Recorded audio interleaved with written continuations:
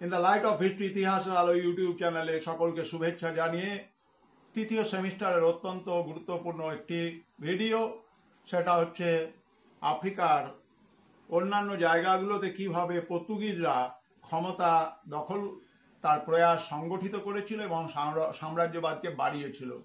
1394 থেকে আমরা যুবরাজ হেনরির উদ্যোগকে দেখলাম। 1434 সালে 1434 পর্তুগিজরা কেপ বোজাডর প্রদক্ষিণের মাধ্যমে পশ্চিম আফ্রিকা উপকূলের একটি নতুন দিগন্তের উন্মোচন ঘটান। প্রিন্স হেনরি ছিলেন এই অভিযানের পৃষ্ঠপোষক।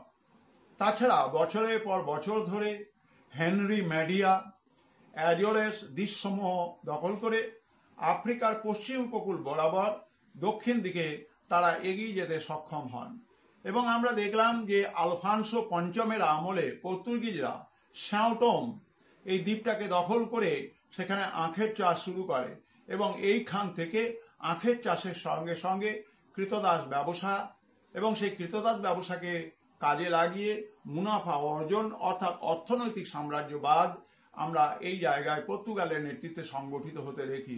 অন্যান্য ভিডিওর জন্য নজরে রেখো in the light off history ইতিহাসের ইউটিউব চ্যানেল, এবং তোমরা এই চ্যানেলটিকে সাবস্ক্রাইব করো, এই চ্যানেলটিকে শেয়ার করো। ভালো থেকো।